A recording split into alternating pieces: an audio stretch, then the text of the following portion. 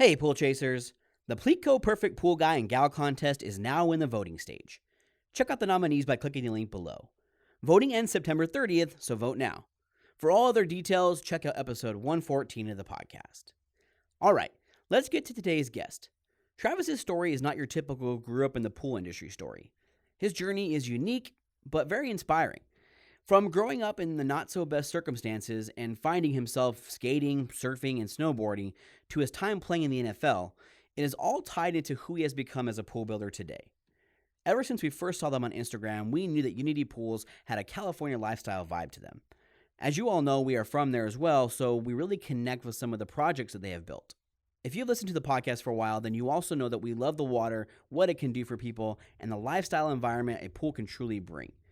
It can be the dream vacation in their own backyard, the centerpiece for all the family get-togethers, and the neighborhood hangout spot for all the kids, all at the same time.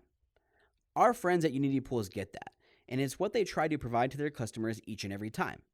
With an always learning mindset, they listen to their customers to create a unique custom backyard experience that fits what they've always envisioned.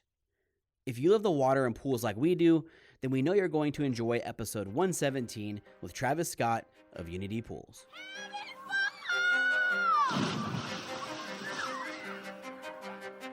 Welcome to your go-to podcast for the pool and spa industry. My name is Tyler Rasmussen. And my name is Greg Villafania. And this is the Pool Chasers Podcast. Where'd you grow up in California exactly? All over Orange County, man. Orange County and LA, a little bit of LA. When I say LA, it was right on the border of Orange County. So like Lakewood, Long Beach, all that stuff. You know, Seal Beach. Seal Beach isn't considered Orange County, but right on the border, you go over a jetty and that's Orange County.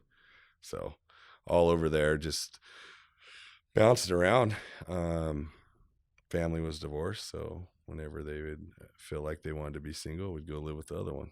So that's how we bounced around quite a bit. Lived in Corona too for a little while, out a little bit more further inland. Yeah. And what did your parents do? My dad was always a general contractor, and that's probably some of the best memories I have with my dad. And I think he would agree, is, you know, during summer times, he'd take me to the beach, read the paper, have his cup of coffee and read the newspaper. And I'd be out surfing for a few hours and then go work all day with him. And we repeated that every day during the summer when I was out of school. So, nice. What kind of projects were you guys doing together? He was a plaster, and he did, you know, a lot of exterior stuff. So, building homes and remodels, all that kind of stuff. So he worked all over, especially we scored when it was like he was working in Newport Harbor or anything like that. That was like a good time to be able to go out to Huntington and surf for a little bit, and then go to work all day. And how did you find the water? My family was always even growing up, we always went to the beach. My mom loved the beach. My dad even was a surfer for a while, but like we always went to the beach, and I was always the one that was in the water, not getting out of the water. And my mom would be screaming at me to come in, and I'm yelling, "One more wave," no matter how long it took. Right. Famous line. One more. Well, heck, she's even seen that where she's had to get me out of the water saying, "It's time to go, dinner, one more wave." So What does one more wave equal? Like 1 hour? Depends. You definitely don't. It's like It's up to the ocean, right? Yes, you want to end it on a good note. So if you catch that wave and you ate crap, that doesn't count. No way, man. Doesn't count. No It's way. like when you're playing basketball and you want to make one more shot. Yep. It's bad got to be a juju, good man. one. You can't you like can't that. leave the court like that. Yep. So, yeah, it was. It could be anywhere from 15 minutes to an hour. But if I was pushing an hour, I got in big time trouble.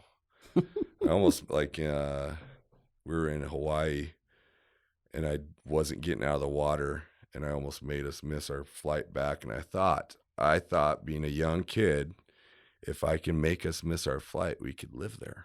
Oh, there you go. Yeah, so that was my goal. I'm going to make us miss our flight. That didn't work out. My mom was ready to kill me. I just remember like I had to sprint back to the hotel, and every time I'd stop because I just needed to catch my breath, she was pointing, "Get going." So, yeah, it was pretty funny. That's an expensive flight to miss. Yeah, I didn't know though. I was, I'm 11 years old, No, 11 you or don't. 12, and I just wanted to live there. I Yeah, didn't, man, I for just sure. got done watching North Shore and Rick Kane, man. I wanted to be Rick Kane. Yep. So We went to Hawaii and saw that they had the surf competition when we were there. Remember, on that beach, and you brought that big monster board back. Yeah, it was a long time ago. I don't know, what was that? The U.S. Open or something like that? Where Surf Open. On the North Shore? North Shore. Yeah, North Shore. So pipe masters. Pipeline. Yeah. So that's been like a staple every year, and it's kind of sad because they're always trying to find a new sponsor for that event, but like it always figures someone always steps up to sponsor that event, because that WSL and all that stuff on the They do North the Shore Triple series. Crown there too, right? Yep. Yeah. Well, they used to, and they kind of backed out of things too, because I don't know, I think surfing kind of wasn't as mainstream for a minute, but now it's kind of turning around again. So I don't know. Yeah. Well, was there a point in your life when you really counted on the surf and skating and different things like that as, I guess, like maybe being your mentor, just being something that you can run to kind of, run to for answers? Dude, it still is my mentor. I'm having to get out tonight because I need to go recharge this battery and get my mind back on things. So like the water's always been there. The beach has always been there. And no matter what, you can have a blown out back and shouldn't even be in the water, but it has its way of curing things. Yeah. And you had career, obviously, in football. We're going to talk about that. But how was that balancing school and being into that stuff? Because I know that, when I was younger and I skated and did all that, the focus on schoolwork and all the things that you need to do in order to play sports wasn't all there. Usually the kids that skated and surfed and did all that were a little bit more rebellious. And at what point in time did you kind of go maybe the other way? Well, I had to, because playing ball at Arizona State, it wasn't going to be a quick trip to go get in the water. So unfortunately, the water did take a back seat, but I also was more focused on, I was young, married, had my first kid on the way, and there was no chance to rebel, or else I was going to be on the streets. So we really had to stay focused for a little while. And even then, like, there was a day or down to an hour that I almost did not keep playing ball. Like, we were broke as a joke. I didn't have even $20 to buy our kids formula. And I'm like, I'm sitting here trying to chase this dream of playing football, and I don't even have $20 in my bank account to get my kid formula. And we're leaving to Camp Tonazona in less than 24 hours. So somehow I got $100. My mom found out, knew that I wasn't going to be going to camp, because I was ready just to throw the whole football thing away and go work, and got $100, got some food in the fridge and some formula, and ended up going for my senior year to Camp Tonazona, and the rest is history. What happened, when you were younger? Who pushed you to play football? I mean, there's, like he's saying, there's a transition, I think, from that skating, surfing lifestyle to the football. I mean, when you're pushing yourself to be that good, I mean, there's something inside. The funny thing about it was me. I could roll up to a park and go play whatever it was with the ball and hang with some of the best kids in school that thought they were just studs at these sports. And yet I wasn't allowed to play sports growing up because of our religion growing up, which was crazy. They didn't believe in competitiveness, which was bonkers. And so what religion is that? Jehovah's Witness, bro. I was raised Jehovah's Witness, and back then they allow it now, but like back then I wasn't allowed to play any kind of organized sports. Like, I had to sneak it. Oh wow. Like, literally sneak it. Like, my friends would be like, "Hey, Trav, dude, you need to come play basketball with us on Saturday. We're playing over at, YMCA, and it's a league, and we'll have an extra jersey for you." Couldn't tell my dad or mom. They only knew I was going to play at the park. And so but surfing was okay? Surfing was okay, and they were fine with me, because I was chasing that. I wanted to be a pro surfer, man. I was either going to be a pro surfer or a pro snowboarder. And neither one of them happened, but I made football work. So yeah, it was very interesting growing up. So like wasn't able to really pick up a ball and stay focused and like let everybody know I was playing until my freshman year of high school. Really? Yep. That's when So you played no peewee football, no nothing? Zero. Really? Yep. Wasn't That's allowed crazy. to, man. Like then all of a sudden my uncle was the one that I had to live with my uncle in order to be able to play sports. And my parents were, like I said, they were both, they were divorced. So they both went off their own separate ways. And they were able to be like, my uncle was like, hey, you can stay with me. You can surf, but you're going to go to school and you're going to play football. And I'm like, done. So that's what I did. And the rest was history. And then as a sophomore, I started getting recruited by Pac-10 schools, which is now Pac-12. Where'd you go to high school at? All over. Yeah. More like which high school didn't you Didn't you go to? I went to Long Beach, Milliken, Edison, Norco, and then Westwood out here. So Where did Palomalo go to? Troy. I thought he was in southern, like Oceanside area. I thought he was in Long Beach.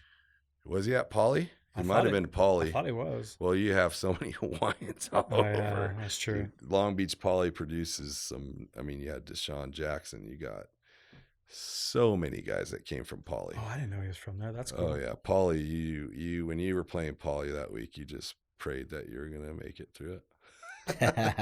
They were big boys. Well, it's crazy too. You look at the guys that play for USC. Every single time they bring up their stats, they're always from Southern California. Yep. It's like, oh, so and so from Newport High or from Mission San Diego, or yeah. they're all from California. I'm like, damn, there's a lot of. They were smart, athletes. and Pete Carroll was smart. He recruited locally. That's why I feel like if ASU recruited more locally, we got too many kids that are leaving this state that could really take ASU to even the next level. Wow. So, and you look at Alabama's roster; they're all from Texas.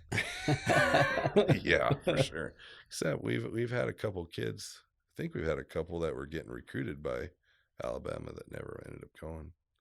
Dude, they're so much fun to watch. I love watching Alabama play. It's bonkers. Dude, those guys are nuts. They could whip up some dudes on Sunday.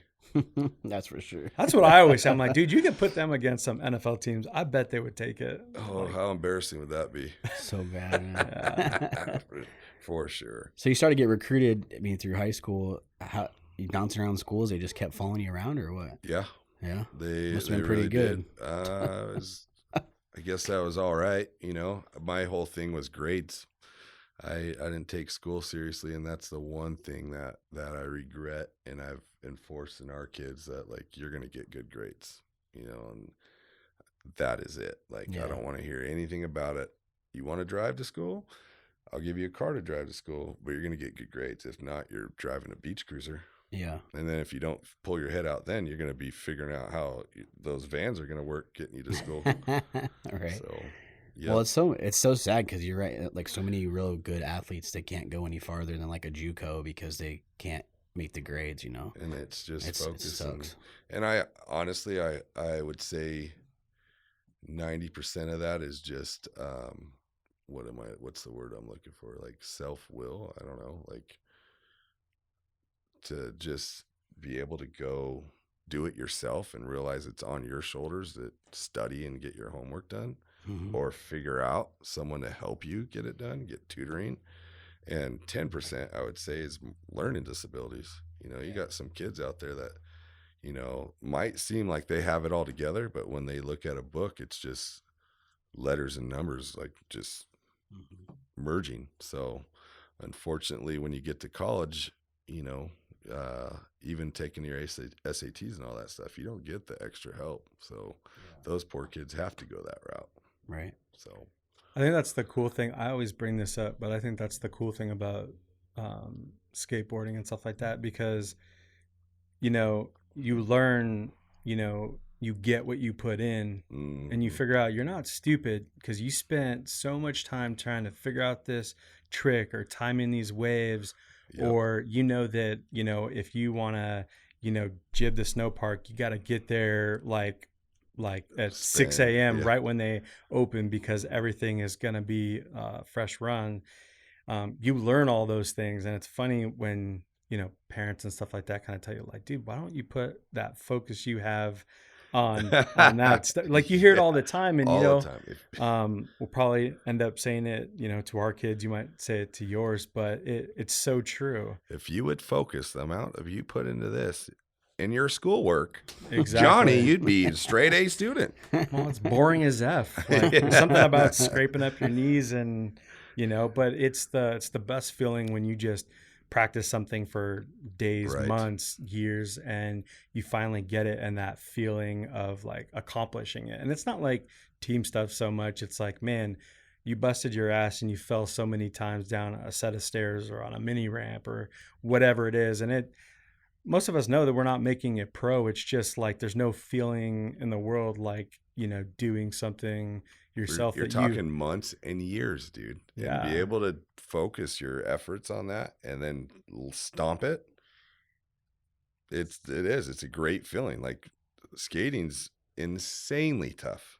And for kids like Nija and all these freaking freaks of nature, man. I'm pretty sure he's not Ryan human. Sheckler, like yeah. I remember meeting the Sheckler at Ruka, and we were playing. I was with the Rams, I think, back then, and I had a friend that lived in Huntington that would get me hooked up with like little sneak, peek passes and warehouse visits to these different manufacturers like Quicksilver and Ruka. And I remember we're in Ruka and Ryan Sheckler was in there, and I was like so pumped to meet Ryan Sheckler, and he's like 12 years old. I'm like, dude, you're rad. And he's like, who are you? I'm like, I just play football, but you're rad. And just following that kid. But Dude, Sheckler's the shit. yeah, for sure. I don't care what anybody says about him, dude. That dude is a beast. And the pop that he has is ridiculous. Every time he does something, my knees hurt because I'm like, how does he land from that high and still ride away? He's going to have no cartilage left in those things. So between him and Nija, and they've both taken some of the craziest spills I've ever seen. I think I've seen maybe like Sheckler from afar at Volcom Park. Yeah. In Orange County. Yep. Obviously when those dudes are at skate parks, you ain't unless you're in a little helicopter or something, you're not getting very close to any of them. And nobody's even skating. They're just watching dudes launch everywhere. Yep. But yeah, those dudes, they can take some of the nastiest spills, but they're good at falling. You know what I mean? They learn from their mistakes, and they kind of just keep going. Get back up and go. Do you think kind of having such a big surfing background like that helped in football too? Just because, that takes like a lot more, you're paddling out, you're trying to figure out. I just think that background and everything of, skating, surfing, all that stuff is fuel because yes, you fall, you keep going, and you could have the worst day and you keep going, but the drive to want to be able, it costs money. And I know I'm really good at this, and to have like this stuff to be able to provide for my family and go out and have fun doing that, I'm going to focus at this so I can do this, and having that drive of just wanting to give my family everything that I didn't have growing up and the opportunities that I have is what really pushed me to do everything that I've done. So. Love it. Yep. So back in the drought, were you skating pools? All the time. Yeah. Were you draining pools? not I always find that so funny, just seeing like all those like the old photos of the skinny skaters just out there with the sump pumps, and they're draining out the pools, and they got lookouts, and once they get it all drained out there, and they're shredding. Well, like I think where I was at and like living in Riverside for a little bit, there's empty pools everywhere. I bet. Everywhere, and canals, like the canals or those canals, man, they go from like Redlands, Highlands down to like Riverside. Big canals. And that's why I'll tell the boys when we're watching a skate video and you have a guy like doing a tray flip off the top into one of those freaking canals, and they're skating down. There's things are like 40 feet long. People don't even know. Yeah. You see Jeff Rowley do a tray flip into one of those. I'm like, dude, what the Dude, they're like, Yep. doesn't even look like something you would want to walk down. I sure as hell wouldn't want to No, walk you're down. walking but- down and you're like leaning. Yeah. And they hit scooting the down. bottom, And like a just go. little pop at the bottom so you don't just die. Yes. I don't even know what else would happen. Like it's pretty gnarly. And then when they'll set up their little ollie ramps on one side of the water and gap that whole thing. That thing's like 15 feet wide. Mm-hmm. Bonkers. But good times for sure. Yeah. But you did do some pool skating? I did. I love all that stuff. I've once I got bigger, I had to get away from the flip tricks and the ollies and all that stuff and just pump around trannies Yeah. and just have fun doing, skating around parks, just rhythm runs is what I'd call them, and just freaking pumping around and having fun. That's what I'm just learning how to do because I always did street everything. Yeah. And just recently, I'm like, dude, I can't do the street shit. I can't be flying downstairs, flip tricks. I just need to like pump around and just cruise and have fun and not go too far outside of. Yeah, you got to go to work the next boundaries. day, man. Exactly. And then you got to be able to teach your kids. So you got to be able to get up and go skate with your kids every now and then and have fun doing that. And that's another thing that it's just been one of our family outings is just skating, and that's why we have a ramp on the side of our house, and we enjoy going out and having fun as a fam, so all of my kids skate.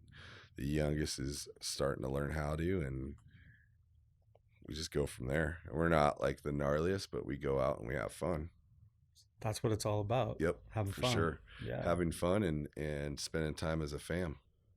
We were talking about that the other day after we talked to you. Like, I think it's cool. Your kids are very blessed, and I think our kids will be too because of sure. our experience that we went through and being in those environments. And like, you just understand how to let them enjoy life. And that's different from many parents, you give them the experiences and those memories last a lifetime, and coming from the backgrounds that you two did, like, you're giving them a whole nother experience than you had. Like, it's really cool that, I don't know if they know it yet, but they will, because I hope so. having kids like that, or growing up with experiences like that is very, very valuable, when as adults. Well, that's why this podcast is so important to us. And, hopefully one day your kids will listen to this and listen to your story, and hopefully our kids will do the same. Right. It's sometimes it's a little bit hard to get them to understand that it took a lot of freaking pain and sacrifice to get to where we are. I mean, you got the mini ramp, and you get to go to the good school, and you get the cool clothes and all that. Like, man, we didn't have none of that shit. Like, none of that. Right. You just kind of had to make do with what you had, but you always had it in the back of your head that one day I'm going to pave my own way. For sure. And I'm going to, give my family everything that I didn't have. But that's the cool thing about the show is, hopefully, they get to listen to that and be like, damn. That's I hope a cool so. story. And I think they will get it. I don't think they can wrap their head around really what it meant and what growing up without stuff really They probably is. will, but it'll probably be a really long time. There's things that I don't understand that my parents, until recently, things that they used to do and say that I'm just like now barely figuring out. I'm like, dude, okay. I Right. kind of see might not have been the right thing to do, but life is hard. Right. Yeah. It is. And for me, like, even having this pair of Vans, my son went with his little girlfriend up to Scottsdale, and that's really the only Van store that's open right now. I'm like, dude, I could use a new fresh kicks. I'll Venmo you money so you can get us all some Vans. Back in the growing up, I had one pair of these specific color pattern a year, if that. Right. One pair of shoes to skate in, play basketball in, play football in, everything. And they have no idea what it's like to grow up like that, and I don't want them to. So Shit, you got Chucks because you could do everything in Chucks, man. You're playing basketball, football, Right, doing right. it. Everything. You're in gonna feel those. it in the Chucks. Yeah, You play you basketball and football in Chucks, man. for sure. Yeah, I've gotten spoiled. I can't do shit in Chucks anymore. No. No, I look Maybe a at car them and ride. I roll my ankle. You look at them. Yep. But I come my family experience is different. I have both parents, and people have heard that story. But you know, it's cool to see you guys really step up and make that experience for your family coming from that, because it is a mental thing, and it's something that very few people can do. And you know, they just give up, or they just stop, and they just say, I'm gonna fall into the pattern of my parents, or fall into the pattern of you know, what I know. And both of you, I think, have really taken that extra step, which is really cool to see. Well, the world is falling apart. You know, our kids are the biggest investment ever. Right. We're trying to turn these into people that are going to change the world, make it a better world, and you know, contribute to society. And the only way by doing that, to me, is everything that impacts me is from how I was raised and a lot of other things. And I feel like the better we can do that, like, we're going to turn these kids into humans that are going to make this place better. And there's never been a better time to talk about that, because things are just crazy right now. And I think a lot of that has to do with poor education, people not teaching people things properly. Yeah. Morals. Morals. Yeah, exactly. Seriously. And just accepting that we've talked about this before, like, fair is not a thing. It's not. If you think something's not fair, it's probably not, but there's just, that doesn't exist. You have to accept that life is life, and if you want something better, you just gotta go do it. You just gotta go do it. You have to do You it. get what you put in all day. And that's, you get what you put in, is what I've lived my whole life with and by. Like, and I've told my boys, they've heard it nonstop. And even my little youth football club that has 100+ kids in it, you get what you put in. So if you're out there training hard during the off season, you're busting your butt trying to get stronger, bigger, faster, you're going to get what you put in. Yep. If I'm out there trying to, like, watch all these different designers and learn and see what I can do differently, I'm going to get what I put in. Right. If I'm sitting there trying not to get better, I'm getting worse. So that's, I mean, it's across the board. Our kids, like, I have 4 boys, and they better be the hardest working, best husbands, best fathers, or I didn't do my job. Yeah, you're kind of an intimidating guy. I think I would try to be the best kid possible. Whatever you say, Dad. Right. Some of the kids, the boys, some of their friends are afraid to come over, but I don't really care, you know? So they come over and they get to know me. They'll know that I'll love them to death, and my door is always open for them.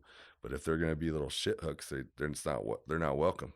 Yeah, so I definitely get that. I said the bad word, and I got the look from the wife. So if you're not going to learn shit at home, you're going to learn something today. Right. You're going to learn how to be respectful, son. Sit in the corner, don't say a word. Yeah.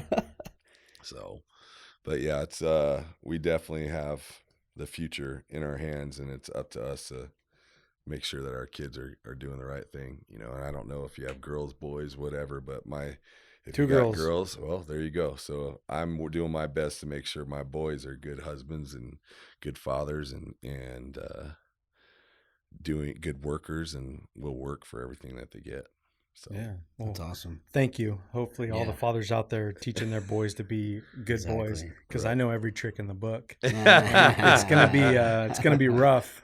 call me. You need some help, call me. I already told these guys, like, any dude coming over, I'm going to be like in an orange jumpsuit, tied around, all tattoos showing, and I'm just going to be there flexing on these little dudes. Or just wear an orange jumpsuit with, like, some numbers across the, front of it and back. It says Orange County Jail, But I also thought, and just because I thought about that, I'm like, okay, this ain't the freaking movies. Like, I can't hurt these little kids. But I was like, you know what? I always want to be the cool dad. And I think that's even better, where I'm, like, looking out for my daughters and their friends, and just being the one where I got eyes everywhere. Correct. So that if anything's going on, like, they all know what's up. Like, oh, I'm going to text Greg on this. So he ain't going to like this, but you don't want to be on his bad side. For sure. He gives us free skateboards and shit. Yes, for sure. He's building my parents' pool right now. Well, dude, that's honestly what, and she knows that when I'm designing yards, like, I'm trying to, if we can fit it in their budget, give them the spot that all their kids' friends are coming over to their house, to where that's the fun house. Oh yeah. They don't realize, and the parents, I explain it to them like, look, I'm going to try and give you a spot to where all your kids' friends come over, and then you get to keep tabs on everybody.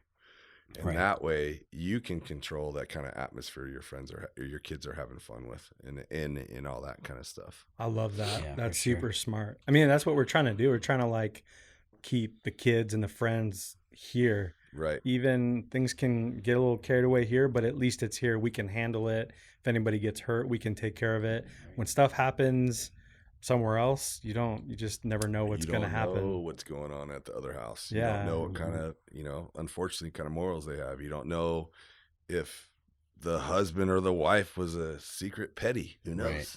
But I know at my house, none of that's flying.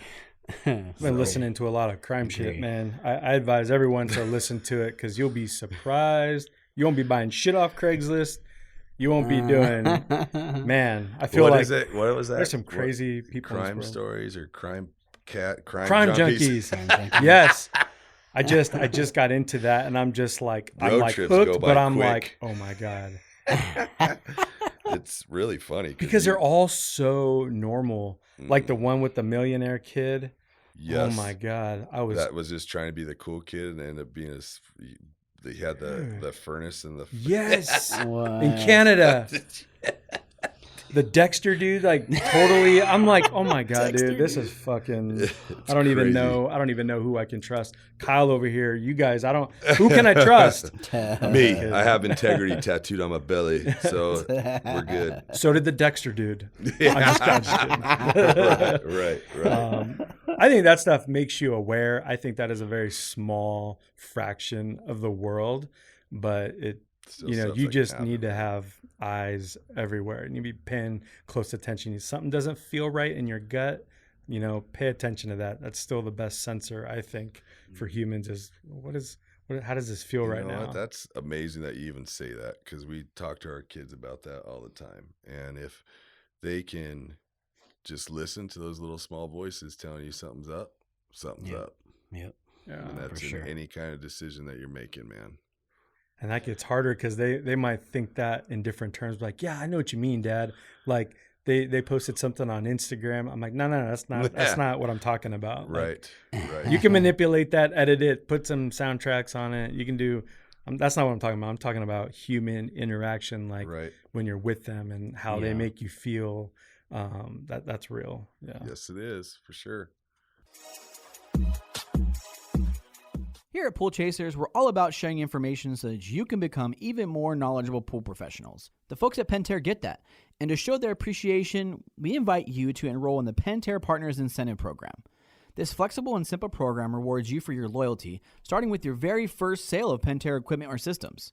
Not only that, but being a partner gives you immediate and exclusive access to programs and training events, all which are developed to help drive even more business to your door. So to start earning rewards, visit pentairpartners.com or click the link in the write-up below. So when did you come to Arizona? You went to ASU, right? Yeah, I did. I ended up playing ball at Arizona State, but I finished my junior and senior year out here in high school. So it was 97. I've been out here for a minute. Yeah. That's why I was saying when you said 6 years, I was laughing, going, man, what? You're Newbie. a newbie still, bro. So No, why'd you pick ASU? Because we were starting a family.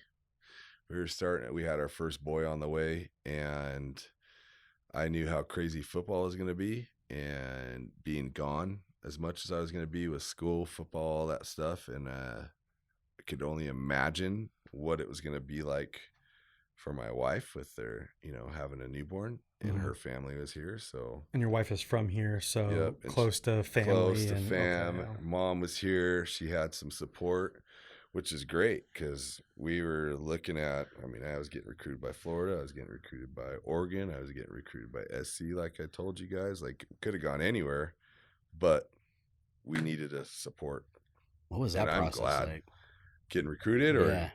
crazy? Yeah. Absolutely crazy. Did you go on like visits to those places? I did. Yeah. Like, I had Phil Knight's private Lear come pick me up at whatever. For Oregon? Oregon. Yeah, for Oregon at Sky Harbor, and I think we even still have pictures of that, which is hilarious. Seeing what I looked like back then, bleached. Man, I would be on tour, man. But like any other schools want to, Yeah, I'm ready. Let's go. Let's go for a tour. it was fun. It was a lot of fun because then you get. I mean, it was fun, but you also, when you look at it, you see all the dirtiness behind it too, and lies and all that kind of stuff. But with it being said, I wouldn't have been happier with I couldn't be happier with the decision I made of going to Arizona State, because our son was born 3 months early, wasn't supposed to make it. And if we were at Oregon, because Oregon and SC I really want to get back to California, but Oregon was just starting to turn into a powerhouse, and the coach they had back then was amazing, and just getting all the support they did from Nike. Anyway, long story short is, if I would have made a different decision, who knows if my oldest son would even be here today. Right. And it's completely different too, because you're not really making money in college football. I mean, No. college football makes a shit ton of money, but the players are not supposed to be getting paid. Right. But that's also the difference too, is, you want to, especially if you have a wife here and kids, it's probably the best thing to keep you grounded, right. And, maybe work or whatever you got to do. Yeah. Stay focused. But being somewhere else, that's super difficult. It would have been rough. And we have some of the best hospitals for children here in Arizona, in the nation, so we were lucky. We were definitely lucky to have, that decision be made and stay here and have the help that we had. And he was in the hospital for almost 3 months and wasn't supposed to make it. And now he's a big turd. So, yeah. That's cool. Yeah. How many years did you play in ASU? Did you go all the way? It was 2 years. 2 years? Yeah, it was. Well, the first year I played the first few weeks, first few games, and then I sat back because our son, I was getting into it. The coach that recruited me heavily, that's where it goes into the dirtiness, left and went to Oregon State. And so I sat back because my son had a heart monitor, had oxygen, had a feeding tube, had all this stuff going on. I have the coach that literally leaves the day I sign. So I get stuck with a dude that doesn't know me. I have a heart monitor going off all night long. And if you guys have ever been around those, it's a heart monitor. So when it goes off, it's going to be freaking loud. And so I'm getting zero sleep, having all these issues with this coach. And finally, I'm like, you know what? F this, man. I'm just going to sit back. I'm going to not play this year, see what happens, and then go from there. And as soon as people found out that I wasn't playing, was going to transfer, everybody started recruiting me again. And then that whole staff, Bruce Snyder and them, all got fired. Cutter came in, asked me to come back, and I had a different feel with Cutter, and I ended up coming back and playing my senior year.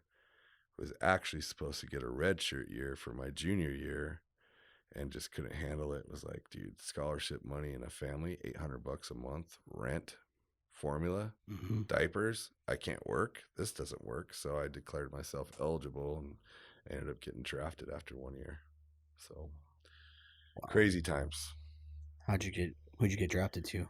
St. Louis. It was the Rams. They were in St. Louis. I wish they were in LA, but they're in St. Louis, man. And they are now, right?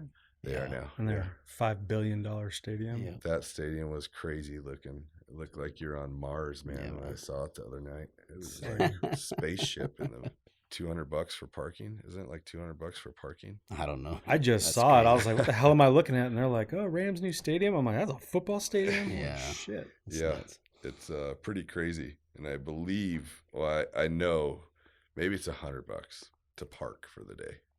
It's nuts, to man. go to a game. $100. Wow. Well, I got to pay for that $5 billion. Right.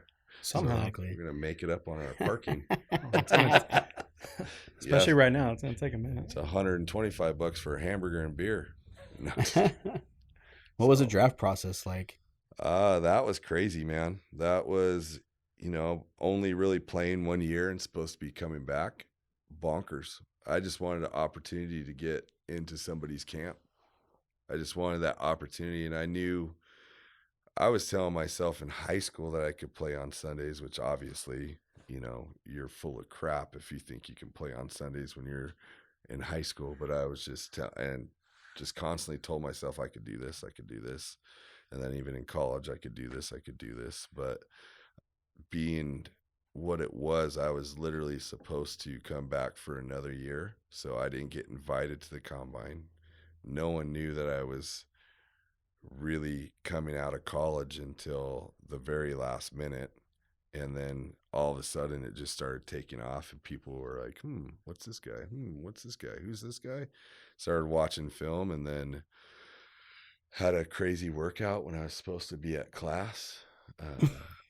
I was sleeping, and I got a call from my O-line coach saying, where are you at?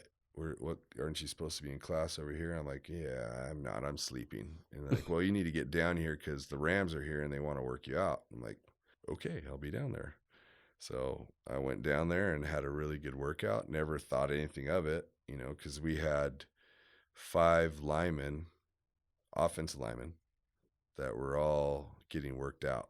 And one was a projected first rounder, and the other guys were guys that were 3-year starters that were just supposed to get drafted somewhere. So all of a sudden they say, hey, is there anybody else? They're like, yeah, Travis isn't coming back. You need to come work Travis over here. So I went over there and had a crazy workout, and never would have thought I was getting drafted. I just wanted an opportunity, and then knew like on day 2, I was a day 2 guy if it was going to happen. And she had left to go get some food to make us. She's going to make us some crepes. I got to get my pancakes, my Dutch pancakes in. And while she's gone, my phone rang. And that was the craziest experience ever, man. I thought my friends were jacking with me.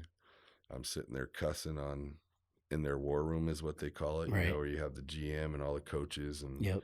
They're like, hey, is this Travis Scott? I'm like, yeah. They're like, can you please hold for Mike Martz? I'm like, who the fuck is this? If you're effing with me right now, I'm going to beat your ass. I was like the worst joke you playing. And I could see some of my friends doing that, man. Those my kind of friends would be pulling some crap like that. And so I thought it was a joke. And when it came around, it wasn't a joke. And sure enough, Mike jumps on the over the speaker, is like, Trav, you had a hell of a workout, man. And we are so lucky that we were able to snag you when we did. And I'm like, wow, that's awesome, And so to be able to get that done, it was like seriously one of the craziest experiences. And I'm like, can you please hold and let me call my wife? Can I? And they're like, sure. So then I called her, and she's at the grocery store, and she starts screaming. She's in the checkout line. And then my dad's like not texting me, but starts trying to call my phone because he was listening to the draft. He was in some class trying to get some kind of certification, and they let him have it low. And when it was just crazy day, dude. Crazy day. I'll never forget it. Good for you, man. Life changed at that moment. That's a huge accomplishment. It was. Put in all that time and work to finally get that. It was bonkers, man. And to have that opportunity, even though my NFL career didn't pan out the way I wanted to, or what everybody else was thinking it was going to be, to actually get drafted and be considered one of the top linemen in the nation at that time, it was a great feeling. Yeah, that's cool, man. How many years did you play? Just 3. Every year I got hurt. Every year it was something, and I really feel like it was, God's plan to like seriously be like, you keep going down this road, you're not going to have a family, or you can go down this road and have your family. And I was just too blind to see it. So he'd like, there goes your shoulder. Oh, hey, there goes your ankle. Knee. Hopefully he gets it with his knee. And that was finally, I think what it was is I kept getting hurt. And I'm like, why am I getting hurt consistently? Like, I'm strong, I'm big, I'm fast, I'm good, but what's going on? And I'm like, I don't want to be playing football or chasing football for the rest of my life and having, the worst injuries ever. I have like 50% mobility in my shoulder. You know what it's like trying to surf with 50% mobility? I sometimes just paddle circles. It's like Finding Nemo, bro. So it's horrible. But I chose to chase my family, and that's really what it came down to, is I chose to chase my family, and that was more important to me. I mean, it's easy. You worked your butt off. You got rewarded for it, and you got taken care of in a way. And yeah, man, you chose the path that makes you happy. That's pretty, for sure. It's pretty cool to say. But that's got to be one of the most like heartbreaking things that can happen, even though it's a huge accomplishment. I would think that if I went through any of that, like you can feel like you can do just about anything, because getting to the NFL, like we talked about, there's so many people that have tried and failed. There's so many people that are really good that only lasted a year or two because of injuries. But, I know we're going to talk about getting into, construction and pools and stuff like that, just kind of having that attitude going into something different that's maybe not quite as competitive makes you better. Right.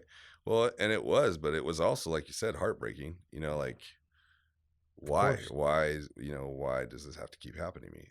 That I'm good enough to where Mike Martz, who's coached some of the best Hall of Fame freaking linemen in the paper, saying I'm going to be in the Pro Bowl next year. But now all of a sudden I'm just a piece of crap that can't stay healthy. What changed? Because I got hurt, because somebody fell into my leg and broke it. Oh, so I'm a piece of crap because that happened. Right. So it was crazy, but getting through it and going from that type of income to,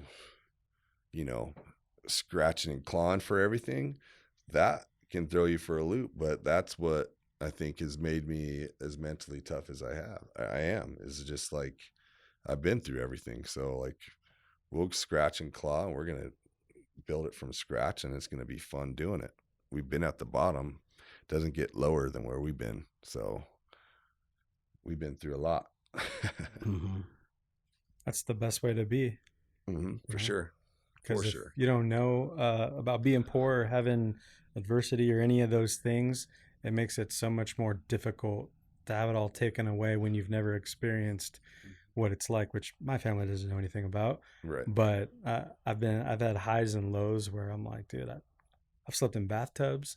Yeah. I've slept in trailer parks. Like you could take it all away right now. I remember that stuff a lot more clear than I do some of this stuff. But that's, once you get it though, you're trying your best to hold on to it for dear life and just grind it out.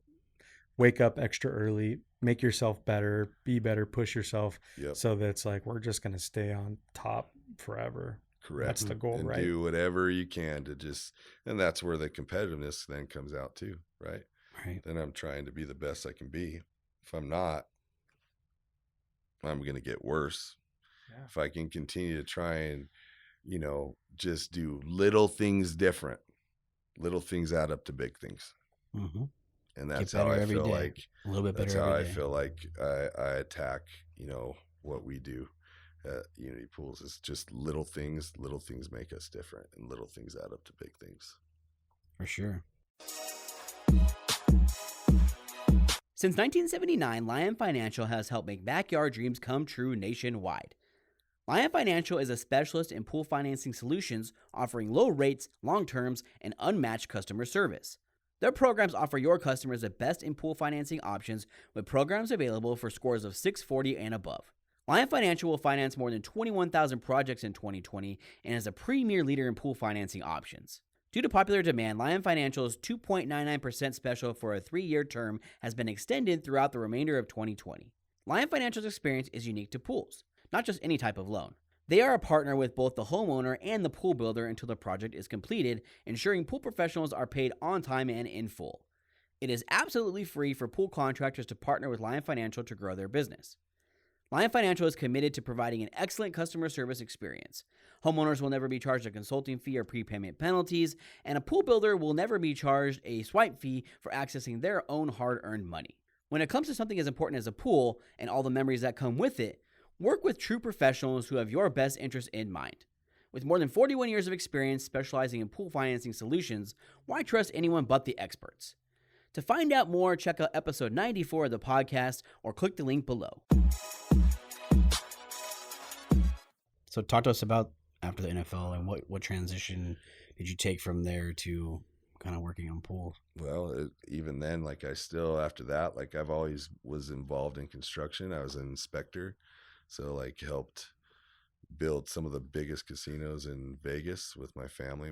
My dad and uncle owned an inspection firm, so doing all your reinforced concrete, masonry, deck pours, like caissons, like everything from the ground up, and always been a part of it. But when you're going from NFL money to $25 an hour and you're working 80 hours a week to make sure you can pay your bills, you're always looking for something more to try and supplement it. How do we get back up to the top? Yeah. And that's literally, I was working my butt off to just try and supplement that. And then it turned into doing concrete, which I've did concrete for a while. Then it turned into, hey, Trav, you ever thought about building pools? Why don't you build me a pool? And this was years ago. And I'm like, dude, what are you talking about? Build you a pool.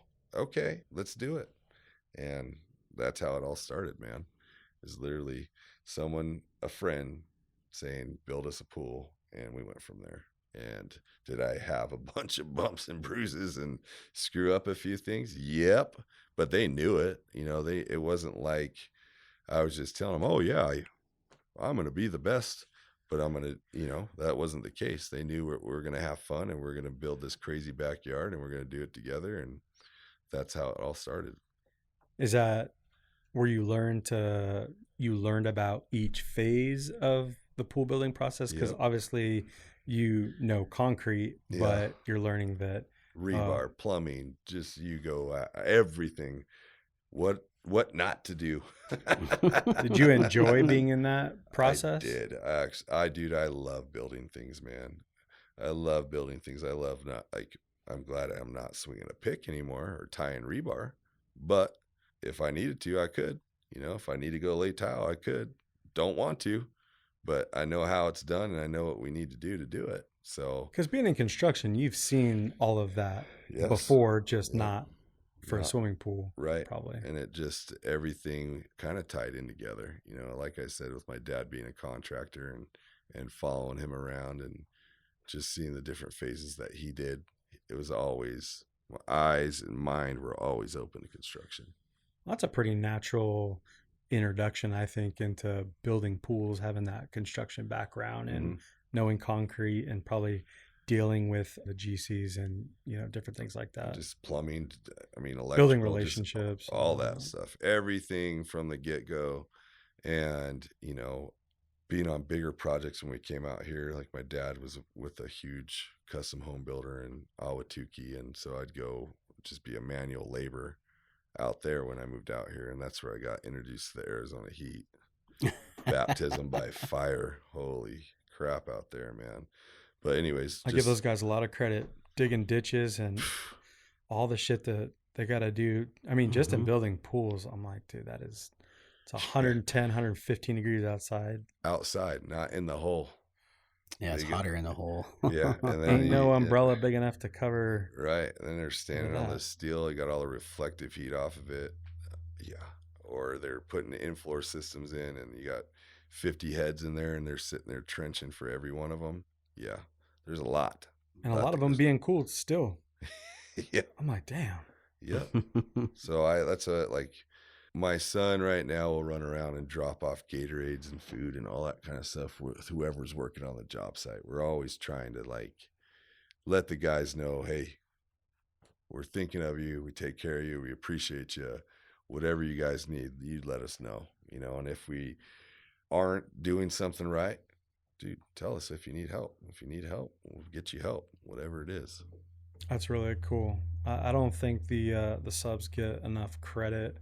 Because they're artists, and they're doing a lot of labor intensive work that we don't do, but I don't think they get treated sometimes more like the help than they do. Right. And I think, man, even just bringing Gatorades and stuff by, I think that goes such a long way. I've done it on a few occasions, and just the communication changes, the respect changes.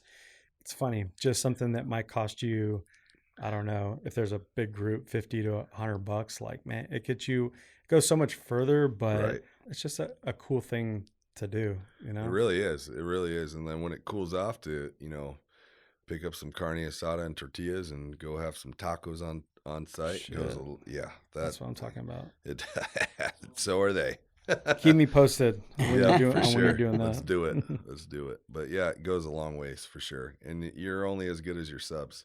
So if you have subs that you're having to constantly babysit that are dishonest, then that's what, unfortunately, your name's going to be. Right. So a lot of these guys have been with me for a long, long time. And if they're newer, I'm not micromanaging, but I'm out there every day, eyes on it, asking questions and making sure that we're golden. Right. What were some of the biggest lessons you learned after that first pool build? And where was that? Was that Out in Chandler? in Chandler? Okay. Yep, The first one? Yeah. Okay. Processes and not putting the cart before the horse type thing, and just making sure you have everybody lined up the way they're supposed to be lined up, and who's doing what. And there's a lot. There's a lot in plumbing, like just plumbing, making sure their plumbing's right. How about a freaking aerator? Anybody ever heard of an aerator or a water leveler? No. So Yeah, scheduling all those subs and different things like that. Yeah, for sure. Just a lot. When did you meet Brad? Brad, we played basketball together, and I didn't even know who he was. And we actually, even before AFT, worked on the same site together, which was funny because he was a project manager, I want to say 8 to 10 years ago on Mauna Lucia, which is a very, very nice resort right over in PV. But anywho, I would say probably 8 years ago playing basketball. Nice. Yeah. Just because he's so big on it, but he's also, from what we see, very good at the processes and managing teams and all that kind of stuff. I'm sure that over time you've kind of learned quite a bit from him. Dude, I've didn't even know who Brad was outside of basketball with AFT until 3 or 4 years ago. Yeah. And then I'm like, wait a minute. What's your company, Brad? That's you? You built those? Dude, I need to punch you because my wife loves you, But yeah, he's there's no way he could get away with that now. He's all over it. Right. Yeah, you know what? And it's just awesome to see because he's such a good dude, man. He wants nothing but the best for everybody. He's always, like I remember asking him, hey, will you meet me for lunch and just tell me what I got to do. Tell me what you've seen in pool builders that you've used so far to be different, and what do I have to be or do to be successful? Just lots of different things. And he's seriously just an artist at what he does. And I've been able to work with some of, like Dave Creech. He's one of his landscape architects that are he's a badass, man. And see what he does. Like there's just some fun things that I've been able to see, be a part of, and learn that has been awesome. It's really cool when someone brings you under their wing like that and can kind of, someone you respect and can help you and is humbled enough to want to help you, Oh, for sure. He's a cool dude. A lot of people that are at that high as his level aren't like that. Dude, when are you ever going to be with a sponsored Post-it athlete? Like, come on. Dude, he's sponsored by Post-it, right? Is that what it is? Or is he? It's a little sticky thing. Post-it notes? Post-it notes. Like you're really? Dude, you're sponsored by that. Holy cow. Brad, he's going to have the NASCAR jacket with the Post-it on it. Just kidding, Brad. I love you. But yeah, he's a stud, man, for sure. Well, everybody needs that, man. Everybody pretends like you just come into this industry and you know everything or something. Right. But everybody has had somebody in their life, or majority of people that have helped them and taught them, and at least the good ones have, that their respect goes both ways, For sure. You respect him, he respects you, and it kind of just works. I know we've had several mentors like that, and if respect definitely goes both ways, but we wouldn't be who we are if we didn't have that. Yep. And even now, like I meet someone, I want to pick their brain, like Shot Creek guys. You always come across a Shot Creek guy that's been shooting pools for 40 years. Well, I want to hear about your 40 years and what was the gnarliest pool you did? Well, back in, no. So like being able to listen and learn from guys that have been around that doing every different trade is just awesome. And if you're not trying to listen and get coached up a little bit, then shame on you. Right. Yeah. Absorb that information, man. It's knowledge, right? It is for sure. Have to. And how did you come up with the name Unity Pools? I've just, well, I mean, literally, like, you're only as strong as your weakest link. So if you unite and come together as one, that's how I literally, like, I came up with it. It was like, if we can all be one and all the subs come together and unite, and it could be a beautiful thing, as lame as that might sound. That's literally something I've learned from football. You're as weak as your link, or you're as weak as your weakest link, you know, or as strong as your weakest link. And so if you can come together and get everybody on the same page, from your electrician to your pebble guy to everything, as weird as that might sound, you'll be able to do some fun stuff. So, And what kind of pools, what's really Unity Pools? What's your style of building pools? We talked a lot about being from California. I mean, are you bringing a lot of those, a lot of that California culture and aesthetics into the tiles that you choose and, some of those things? Are you looking through kind of that California camera lens, I guess? I mean, because if you look at your Instagram and things like that, it kind of has that vibe to it. right. When we're always over there, we're always looking, and I'm always over there looking at different unique things, different tiles, different, landscaping, different architecture, just you name it. Like I'm always staying alert of different things that I see. And when we go on vacations together, we're still always trying to find something different. And if I could bring it over, I'm going to bring it over, and I personally just want to be different. And I'm not afraid to be different. Love doing different tiles. I love, different designs. I love just knowing that I'm going to create something for a family to just enjoy, and for a dad who's just worked his butt off for 70 hours to come home on a Friday night and look forward to sit in his backyard and watch his kids jumping in a pool and while he's barbecuing and having a beer or whatever, just to know that I'm designing a spot that they get to relax in and reap the rewards of the sweat off his brow is what I kind of aim for. Yeah, one thing that we thought was really cool is that you live that lifestyle of being outside and being by the water and being with your family, your wife and your kids and all those things. And when you're building a pool, you understand that if you're building it for a family that, you can see yourself here, and it's probably easier to share that with them. Because I think some people actually probably need to be educated on how they're going to use their backyard. Right. Because it's like, well, we've never had the backyard of our dreams. We've never had a pool. We've never had a landscape architect come in and map this all out. But Right. maybe you get to help them paint that picture because it's actually the life that you live. And I think we pull that in all the time. We do. We really try and create something that we would do as a family, or that my parents would love doing, or grandparents would do. Like one of my questions is who's in your family? Like, and they'll tell me about their kids. I go, what about your parents? They're like, what about my parents? Who cares about my parents? Well, I want them to have fun too while they're here, So whatever we can do to involve everybody so we can hit every thing that someone can enjoy and relax and love, that's what I'm going to try and do. Right.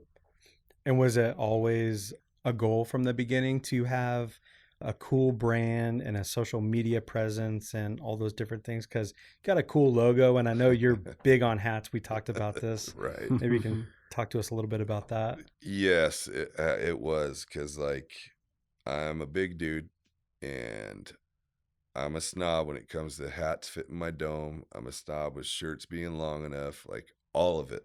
So whenever I've found a shirt or a hat that fit me good, I was always trying to look at the label and really see it's not Volcom.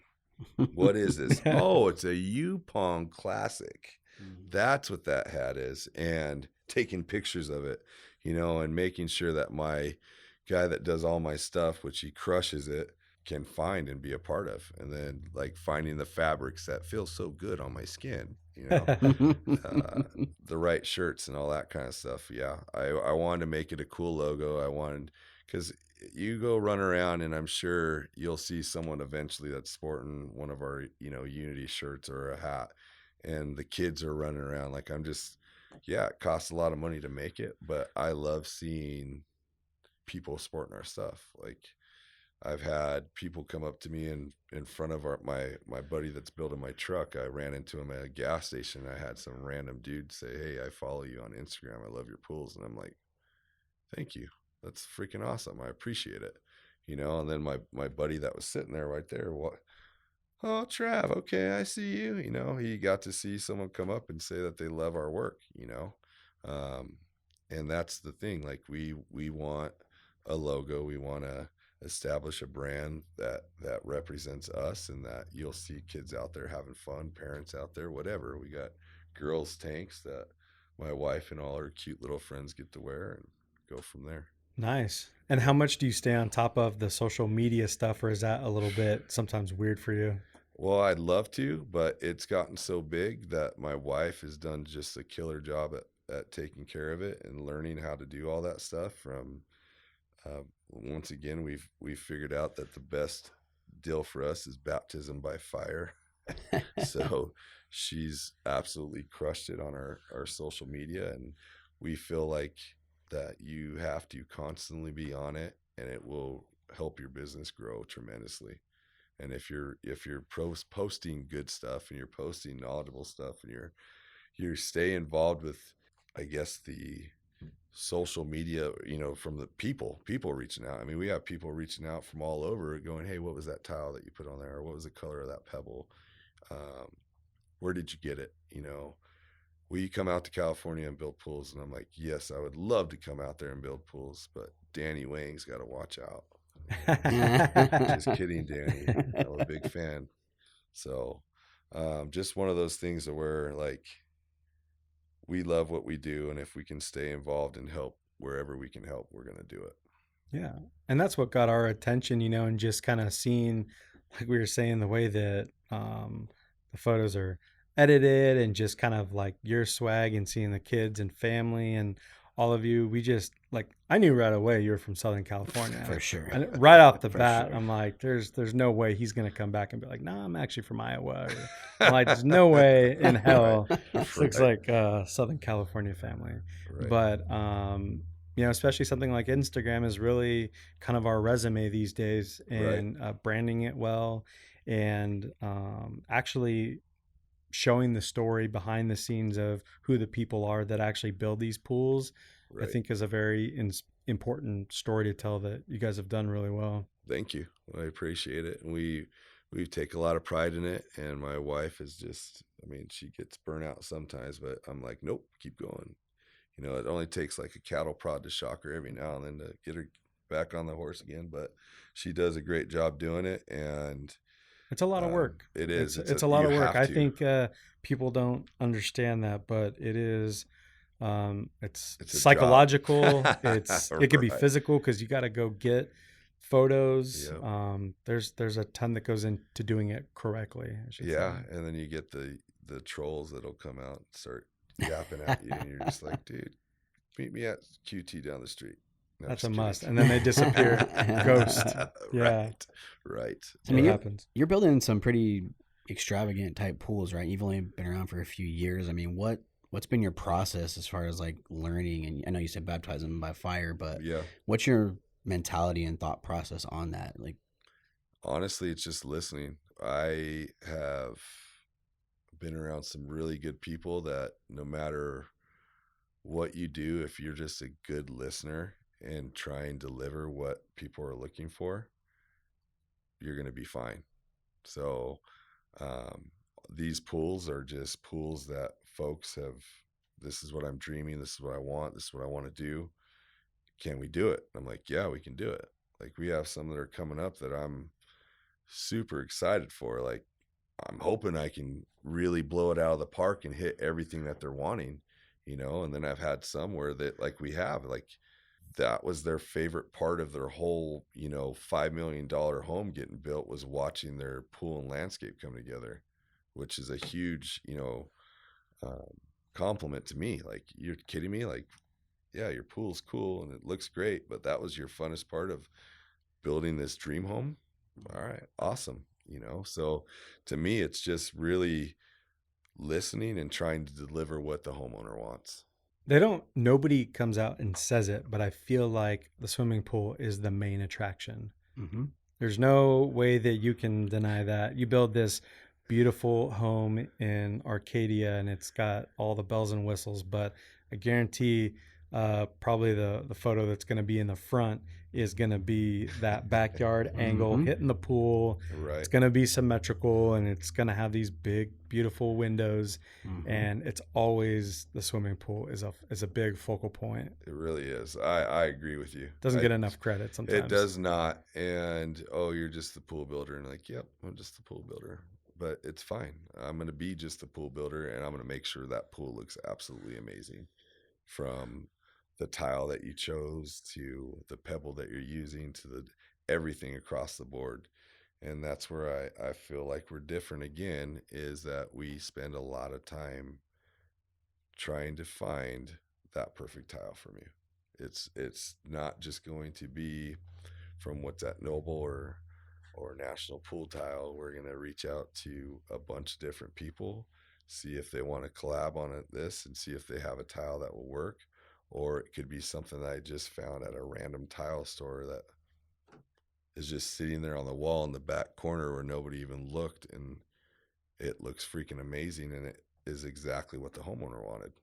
I mean, I can't tell you how many times that we have a tile on a pool that was something that was sitting in the back, dusty on a shelf, and it turned out being so epic that everybody loved it. And like, where'd you get that? And I'm like, I'm not telling you.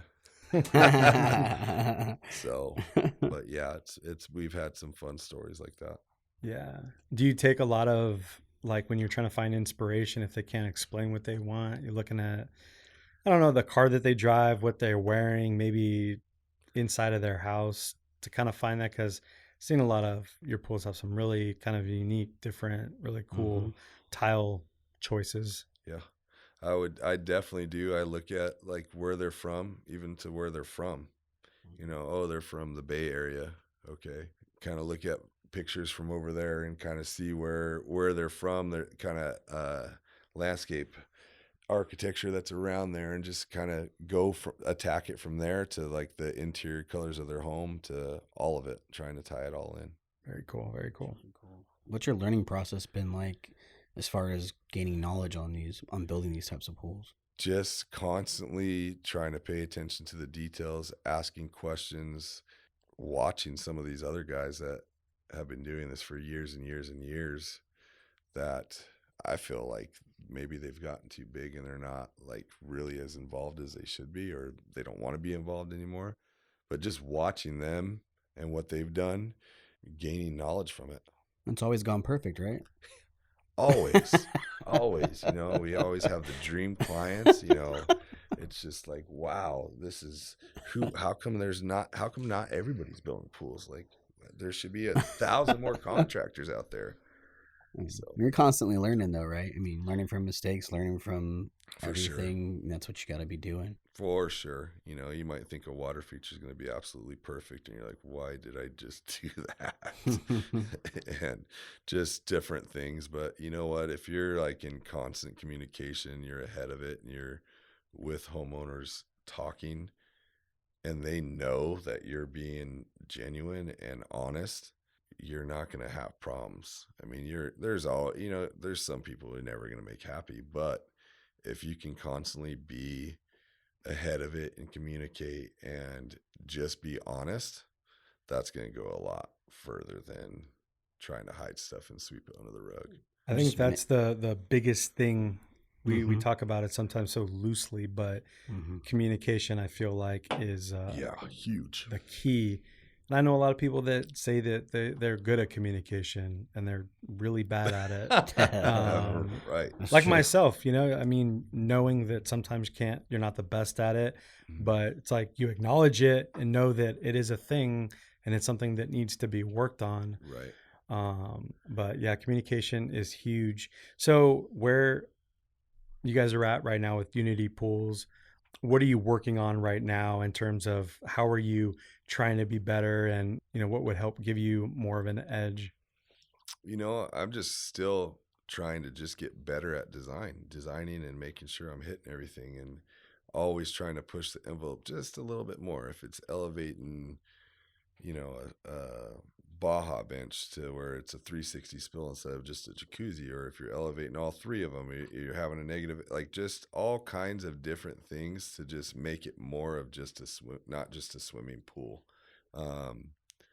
Straight lines complementing each other, just every which way is where, like, I'm seriously trying to constantly get and look at from, I would say the lines of Western Australia on the beaches, and like the way the ocean complements the land, and trying to bring that into a pool, and just lots of different things that I look and try and get inspiration from, but also make sure that it's hitting it on the head with the homeowners. Yeah, those Aussies got it figured out. For sure. Yeah, it's a crazy place over there, but I just talk about people having an edge. They've got that down. They do, and there's some crazy pool builders over there. Hell yeah, there is. And Subs too. Yeah, I mean, they have a lot more companies that are all in house. Where a lot of like plumbers, electricians, nice. Shotcrete, all in house. Because you'll see like a lot of them in videos and social that like everything that they're doing, every phase, they're all wearing company shirts and they're doing their video about me videos and stuff, and they're it's a big thing to be able to do it in house. They're amazing at it. Yeah. So I love watching it. And there's a couple builders over in like Maui and Hawaii that I love, freaking the different islands over there, that I'm like, that's amazing. Matter of fact, I think maybe you were on vacation a couple years over there, and I was telling you where to go eat. Oh yeah, Instagram. That's right. You were. I remember that. Yep. Monkey Pod. Yep. I remember him. That's pretty cool. I forgot about that, but yep. Yeah. I've been watching you guys for a long time too. Ha ha ha. Well, thank you. Yep. Yeah, we appreciate that. Well, cool. Well, where can people reach out to you guys if they want to do so? I think the best bet is reaching out through our website. We have a form on there that they can fill out some quick, easy information and get back to us pretty fast. It shoots an email to us, tells us what you're looking for, where you're at in the valley, and then we'll get back to you pretty quick. What's the website? It is unitypoolsaz.com. I almost forgot what that Had to was. Look over. Like looking at my wife, making sure. So, and what's your Instagram? unitypoolsaz. Cool. Check us out. You could always reach out to us if you have questions through that. We will get back to you. Awesome. Yeah. Well, we really appreciate you being on the podcast with us, man. It's been fun. Thank you. I appreciate it. Definitely look forward to this relationship prospering. Absolutely. And hanging out with you guys more often. Same here. Cool. Hey, Pool Chasers. Thanks for checking out this episode. Did you know that each episode has its own page on our website? This is where you can find more information about the guest and episode topic, as well as all the resources that we discuss throughout the show. To get to the webpage, click the link below. Also below, you will find links to the sponsors of the show, as well as links to follow us on our social media channels. On our channels, you will find some of our favorite clips and bonus material. Please follow us on Instagram, Facebook, Twitter, and YouTube. Our tag is Pool Chasers. We also have a Facebook group for the Pool Chasers community. Here you will find like-minded professionals all looking to make each other better. One last thing. If the episode has brought you value, please check out our Patreon page to support us. And if you could please rate and review the podcast, we would love to hear what your favorite topics are. Thank you for your time and your ear. See you out there, Pool Chasers.